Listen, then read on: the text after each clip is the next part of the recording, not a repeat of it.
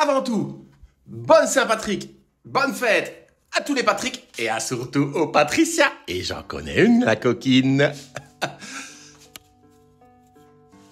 Donc, je vais vous raconter la véritable histoire de Saint-Patrick, l'homme derrière la légende. Le 17 mars, jour de la Saint-Patrick, c'est célébré partout dans le monde, comme une fête aux accents verts et festifs, souvent associée au trèfle et à la bière irlandaise. Pourtant, la véritable Saint-Patrick est bien plus complexe et fascinante que l'image populaire d'un saint chassant les serpents de l'Irlande. Les origines de la Saint-Patrick, contrairement à ce que l'on pourrait croire, Saint-Patrick, il n'était pas irlandais. Et paf, c'est foutu. Il est né aux alentours de l'an 385 en Grande-Bretagne romaine. Et oui, les Romains étaient jusque-là. D'ailleurs, le mur d'Adrien, c'est pour ça. Probablement dans l'actuel pays de Galles ou en Écosse, sous le nom de Mewin Soucat. Issu d'une famille chrétienne relativement aisée, son père était diacre et son grand-père prêtre. À l'âge de 16 ans, il est capturé par des pirates irlandais lors d'un raid et emmené en Irlande comme esclave. Pendant 6 ans, il est contraint de travailler comme berger dans des conditions difficiles, subissant le froid et la faim. Et c'est durant cette période d'isolement qu'il se tourne vers la foi. Vers la foi chrétienne, bien sûr. Il y développe une spiritualité profonde. L'évasion va forger toute sa légende. Selon ses écrits autobiographiques, notamment Confession de Patrick, il affirme avoir une vision divine lui ordonnant de fuir. Il marche environ 320 km jusqu'à la côte où il trouve un bateau prêt à partir pour la Grande-Bretagne. Après plusieurs péripéties, il parvient à rentrer chez lui. Cependant, après avoir retrouvé sa famille, Patrick est à nouveau appelé par une vision dans laquelle il entend les voix des Irlandais lui demandant de revenir pour évangéliser. Décidé à devenir prêtre, il part en Gaule pour se former sous la direction de l'évêque Germain d'Auxerre. Après plusieurs années d'études, il est finalement ordonné évêque et il retourne en Irlande comme missionnaire, probablement vers 432.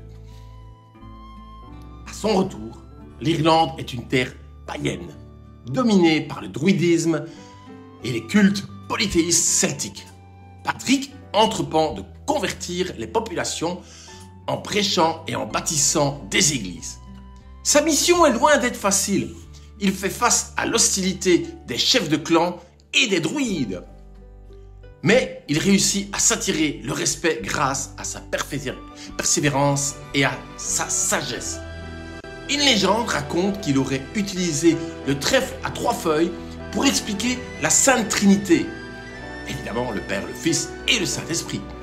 Ce qui est probablement une invention postérieure, mais qui a largement contribué à forger son image.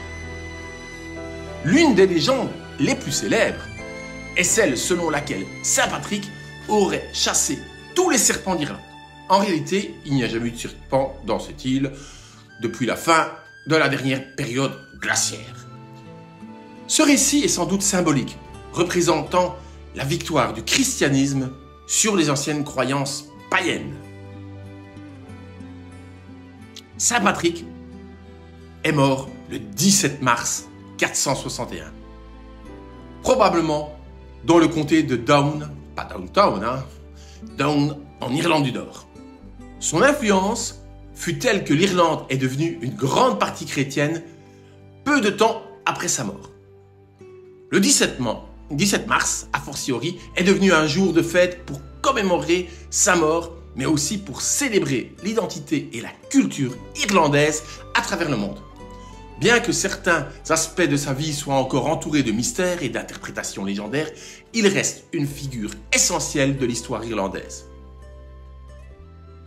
Si la Saint-Patrick est aujourd'hui synonyme de défilé, de danse, de réjouissance, il est bon de se rappeler que derrière la fête se cache l'histoire d'un homme courageux et déterminé qui a marqué l'Irlande en lui apportant le christianisme.